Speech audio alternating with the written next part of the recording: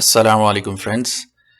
आज हम आपके लिए लाए हैं एक बिल्कुल नया टॉपिक जिस पे हम आपको एक नई सीरीज़ शुरू कर रहे हैं जिसका नाम है जीआईएस। बहुत से लोग जीआईएस से अनअवेयर हैं और जीआईएस के बारे में बहुत कम जानते हैं, और जो जानते भी हैं तो शायद उनको इतनी नॉलेज इस हवाले से नहीं है कि जीआईएस किसे कहते हैं और ये किस पर्पस के लिए यूज़ होती है।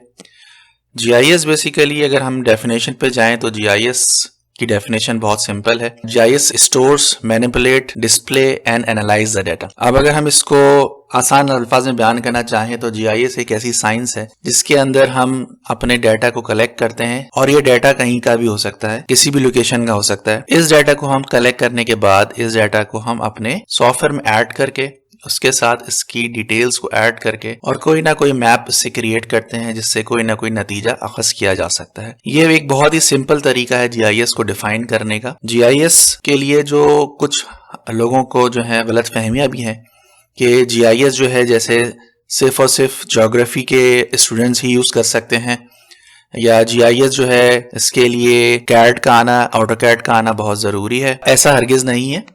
जीआईएस हर वो इंसान इस्तेमाल कर सकता है या हर वो प्रोफेशनल इस्तेमाल कर सकता है जिसका काम डाटा को एनालाइज करना है।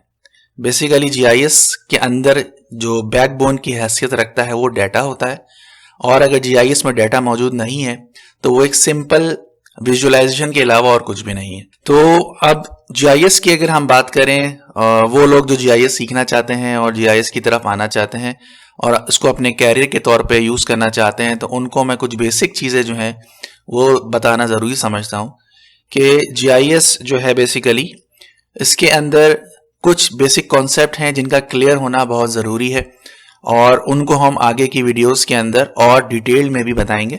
लेकिन अभी मैं आपको उनका सिर्फ ओवरव्यू दूंगा कि जीआईएस जो है उसके अंदर स्पाशियल डाटा, एक टर्म यूज होती है स्पाशियल डाटा।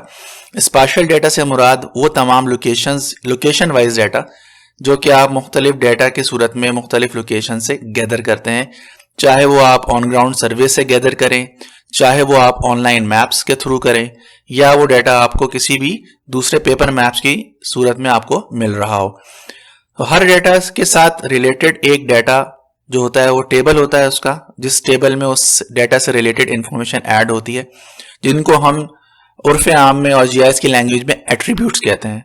इन एट्रीब्यूट्स का होना जीआईएस के डाटा को विजुअलाइज और एनालाइज करने के लिए बहुत जरूरी है। जब आप जीआईएस क्रिएट करते हैं किसी भी जगह के लिए या किसी भी प्रोजेक्ट के लिए या किसी भी अपने स्कूल या कॉलेज या यूनिवर्सिटी लेवल पे, तो आपको उन सब के लिए किसी भी एरिया को डिफाइन करने के लिए कोई ना कोई मैप बनाना पड़ता है, कोई ना कोई डाटा बनाना पड़ता है। अब डाटा जो होता है वो 3 किस्म का होता है जो आप डिस्प्ले कर सकते हैं। सबसे पहले का टाइप जो है डाटा की वो पॉइंट डाटा है। पॉइंट डाटा सिंपल एक पॉइंट की सूरत में होता है। दूसरा डाटा टाइप जो है वो लाइन डाटा है या पॉलीलाइन डाटा है, ये लाइन की फॉर्मेट्स होती हैं। और तीसरा जो फॉर्म है वो है पॉलीगॉन डाटा। पॉलीगॉन डाटा जो होता है वो ब्लॉक्स वगैरह को बनाने के लिए या डिफाइन करने के लिए इस्तेमाल किया जाता है। अब पॉइंट हो, पॉलीलाइन लाइन हो या फिर पॉलीगॉन हो, इन सब के लिए भी अलग अलग टाइप्स की इंफॉर्मेशन आप इसके अंदर एंटर कर सकते हैं।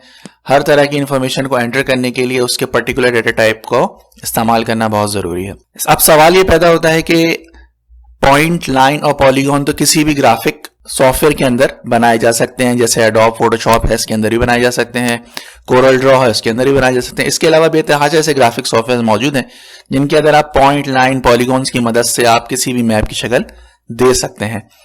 तो बिल्कुल ये कहना बिल्कुल बजा है, लेकिन मैंने जैसे आपके साथ शुरू में शेयर की बात के जीआईएस के लिए डाटा का अटैच होना उसके साथ बहुत जरूरी है।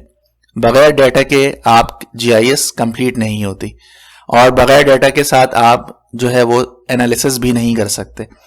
तो इन तमाम ग्राफिक सॉफ्टवेयर के अंदर आप बेशक पॉइंट, लाइन, पॉलीगॉन, पॉलीलाइन ये सारी चीजें बना सकते हैं। इवन जो पुराने वर्जन्स हैं ऑटोकैड के, उनके अंदर भी आप ये तमाम चीजें क्रिएट कर सकते हैं। लेकिन बात फिर वही आ जाती है कि इनके साथ आपके पास डेटा अटैच नहीं होता, जिसकी बेस पे आप अपने आप एनालिसिस करते हैं। आप आजकल की दुनिया में जैसे देख रहे हैं कि अभी कोरोना वायरस का एक सिलसिला चल रहा है पूरी दुनिया के अंदर, और मुख्तलिफ वेबसाइट्स के आप ऊपर देखते हैं लोगों ने अपने अपने पेजेस बनाए हुए हैं, फेसबुक पे पेजेस बनाए हुए हैं। इस तरह से कुछ गवर्नमेंट ऑर्गेनाइजेशंस ने, चाहे वो पाकिस्तान की हो या किसी और कंट्री की हो, सबने अपने पेजेस बनाए हुए हैं जिसमें वो अपने रोजमर्रा के आने वाले जो रिकॉर्ड्स हैं, जिसमें नए केसेस हैं, नई डेथ्स हैं, कितने रिकवर हो गए हैं आउट ऑफ टोटल, वो तमाम चीजें मेंशन कर रहे हैं। तो अगर इसी डेटा को आप कन्वर्ट करना चाहें मैप की सूरत में, कि हम पूरे पाकिस्तान के अंदर अगर हम ये दिखाना चाहें कि कौन से एरिया के अंदर कितने मरीज जो हैं वो कोरोना वायरस के मौजूद हैं और उनसे रिलेटेड डाटा वो उसमें मौजूद हो अगर, तो ये कंप्लीट जीआईएस बनती है।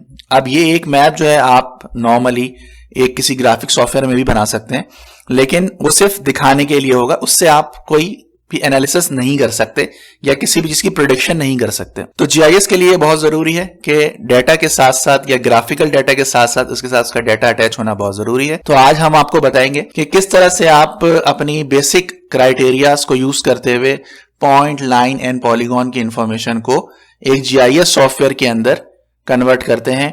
और किसी भी सॉफ्टवेयर, क्योंकि बहुत सारे हैं जीआईएस के, जिसमें ArcGIS है, मैप इन्फो है, PCI ज्योमेट्रिका की पूरी सीरीज है, इसके साथ QGIS है। तो सॉफ्टवेयर तो बेशुमार हैं और बेतहाशा हैं, लेकिन इनमें सबसे ज्यादा चलने वाला और सबसे ज्यादा इंडस्ट्री में यूज होने वाला सॉफ्टवेयर जो है वो ISRI का ArcGIS है। ArcGIS अभी 10.7 ज्यादातर लोग यूज कर रहे हैं, लेकिन इसका प्रोफेशनल वर्जन जो है ArcGIS Pro जो है मार्केट में आ चुका है, और ज्यादातर बड़ी कंपनीज जो है वो ArcGIS Pro पे ही काम कर रही हैं। तो हम आपको आने वाली वीडियोस के अंदर तरीके बताएंगे किस तरह से आप जीआईएस के डाटा क्रिएट कर सकते हैं, और किसी भी जीआईएस के डाटा को क्रिएट करने के लिए किन किन बातों का ध्यान में रखना जरूरी है, और कुछ ऐसे कॉन्सेप्ट्स जो कि बहुत बेसिक कॉन्सेप्ट्स हैं, जैसे कि कोऑर्डिनेट्स के कॉन्सेप्ट्स हैं, प्रोजेक्शन के कॉन्सेप्ट्स हैं, इस तरह से लाइन, पॉलीलाइन, पॉलीगॉन के कॉन्सेप्ट्स हैं, और इन लाइन, पॉइंट और पॉलीगॉन के अंदर कौन कौन सी एंट्रीज आप कर सकते हैं, क्या क्या फीचर्स हैं जो कि आप बता सकते हैं, कौन से फीचर्स को कौन से फीचर क्लास के अंदर, डेटा सेट के अंदर डिफाइन कर सकते हैं। ये तमाम चीजें हम आपको आने वाली वीडियोस में बताएंगे डिटेल के अंदर। और इस तरह से हम पूरा आपको सॉफ्टवेयर का एक ओवरव्यू देंगे कि कौन से सॉफ्टवेयर की विंडो जो है किस काम पर्पस के लिए यूज होती है, इसका ग्राफिकल यूजर इंटरफेस कैसा है, कौन कौन से पॉइंट्स ऐसे हैं जो कि आपको किसी भी फीचर क्लास को या डेटा सेट को बनाने के लिए ध्यान में रखना बहुत जरूरी है। तो मैं आपको आज सिर्फ एक सॉफ्टवेयर का जनरल ओवरव्यू दूंगा कि ये एक जीआईएस सॉफ्टवेयर है, ArcGIS इसका नाम है, इसका हम वर्जन 10.7 यूज कर रहे हैं। मेन रिबन पे आपको जो ऑप्शंस नजर आ रहे हैं वो फाइल का है, एडिट का है, व्यू का है, bookmarks, insert, selection, geo processing, customize, windows and help. ये वो मेन रिबन में इसके मेन फंक्शंस हैं जो कि हम नॉर्मली यूज करते हैं। इसके अलावा भी बहुत सारे फंक्शंस हैं इस सॉफ्टवेयर के अंदर जो कि हम आपको आने वाली वीडियो में अपने बताएंगे। इसी तरह से ये आपको बटन जो सबसे ज्यादा यूज होने वाला बटन इस सॉफ्टवेयर के अंदर है वो ऐड डाटा का है। ऐड डाटा के अंदर आप वहां से वो तमाम डाटा ऐड कर सकते हैं जो आपने क्रिएट किया होता है।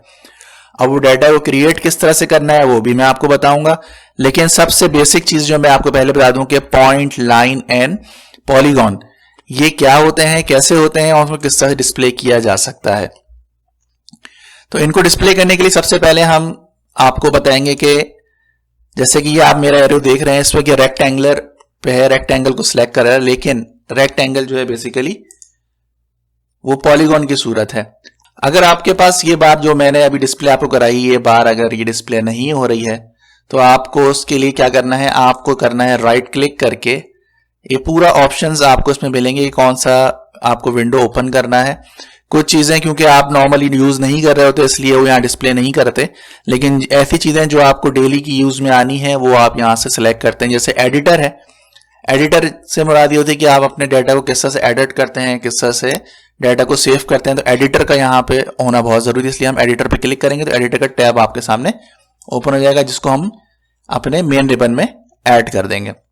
इसी तरह से मुझे ड्रॉ अगर चाहिए, ड्रॉ के लिए भी मैं वापस इस तरह से जाऊंगा, राइट क्लिक करूंगा और ड्रॉ का ऑप्शन सिलेक्ट करूंगा तो ड्रॉ का पैलेट भी मेरे पास खुल जाएगा, वो भी मैं इसके साथ ऐड कर दूंगा। अब हम बात कर रहे थे कि पॉइंट क्या चीज है। पॉइंट बेसिकली सिंपल एक पॉइंट है। इस पॉइंट के अंदर इंफॉर्मेशन जो अभी बेसिक इंफॉर्मेशन शो हो रही होगी वो इसकी लोकेशन शो हो रही होगी जो कि कोऑर्डिनेट्स की सूरत में होगी। अगर मैं इस पे डबल क्लिक करूं तो यहाँ पे मुझे तीन जो है ऑप्शंस दे रहा है। एक सिंबल है, सिंबल को मैं चेंज कर सकता हूँ, चेंज सिंबल में जाके। इस तरह से लोकेशन है, लोकेशन के अंदर ये मुझे उसकी लोकेशन दे रहा है।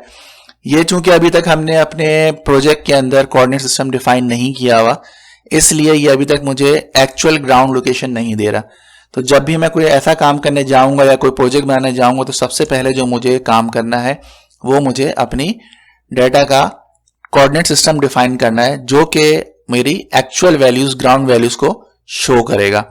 इस तरह से साइज एंड पोजीशन है, साइज एंड पोजीशन, इस पॉइंट का साइज उस पोजीशन मुझे बता रहा है। इसको मैं छोटा बड़ा भी कर सकता हूं, पॉइंट को इसके एंकर से पकड़ के भी मैं इसको छोटा बड़ा कर सकता हूं और इसके सिंबल से भी मैं इसको छोटा बड़ा कर सकता हूं। इसी तरह से पॉइंट की अगर हम बात करें तो पॉइंट के साथ साथ अब हम आ जाएंगे लाइन के ऊपर। लाइन सिंपल एक लाइन फॉर्मेट है। इस अभी क्योंकि ये दोनों चीजें हम ग्राफिक बना रहे हैं इसलिए इसके साथ कोई डाटा इंक्लूड नहीं है, लेकिन जब हम प्रॉपरली इसकी शेप फाइल्स या डाटा बनाना शुरू करेंगे तो उसके साथ बाकायदा टेबल बनेगा। उस टेबल के अंदर भी मैं आपको बताऊंगा किस तरह से आप उसके अंदर टेबल के अंदर डाटा को ऐड कर सकते हैं, फील्ड को ऐड कर सकते हैं और अपना रिक्वायर्ड डाटा उस पर्टिकुलर प्रोजेक्ट और इस पर्टिकुलर ज्योग्राफिक लोकेशन के हिसाब से उसके अंदर एंटर कर सकते हैं। इसी तरह से हम पॉलीगॉन की बात करें तो पॉलीगॉन में अब आ जाते हैं। तो पॉलीगॉन हमारे पास पॉलीगॉन की सूरत में मिल जाएगा। पॉलीगॉन बेसिकली एक ऐसा ब्लॉक है जो कि 3 या 4 से ज्यादा इसके कॉर्नर्स होते हैं जो हम अपनी मर्जी से बना सकते हैं। रेक्टेंगल भी बेसिकली एक पॉलीगॉन की ही टाइप है। इसी तरह से ये सर्कल आ जाता है, सर्कल भी पॉलीगॉन की ही टाइप है। और इस तरह से एलिप्स, एलिप्स भी एक पॉलीगॉन की ही टाइप है। अभी डिपेंड करता है कि आप जिस एरिया पे काम कर रहे हैं उस एरिया के अंदर मौजूद फीचर्स जो हैं वो किस तरह के हैं और आपको उनको किस तरह से क्रिएट करना है, जो कि हम आगे आने वाली वीडियोस के अंदर बताएंगे। आज के लिए हम अपनी वीडियो को यहीं पे एंड करते हैं और मैं उम्मीद करता हूं कि मेरा आज का जो पढ़ाया हुआ चीजें हैं वो आपको यकीनन समझ आई होंगी। और अगर आपको इसमें कोई चीज ऐसी है जो नहीं समझ आई है या किस चीज में आपको कंफ्यूजन है तो आप इस कमेंट बॉक्स में मुझे सवाल कर सकते हैं और इंशाल्लाह हम आपके सवाल का जवाब देकर कोशिश करेंगे आपके तमाम कॉन्सेप्ट्स को क्लियर करें। अगर आपने अभी तक हमारा चैनल सब्सक्राइब नहीं किया है तो प्लीज हमारे चैनल को सब्सक्राइब कीजिए, लाइक कीजिए और बेल आइकन को जरूर क्लिक कीजिए ताकि हमारी आने वाली तमाम वीडियोस का इंफॉर्मेशन सबसे पहले आप तक पहुंचे। बहुत शुक्रिया आप सब लोगों का। Thank you. अस्सलाम वालेकुम।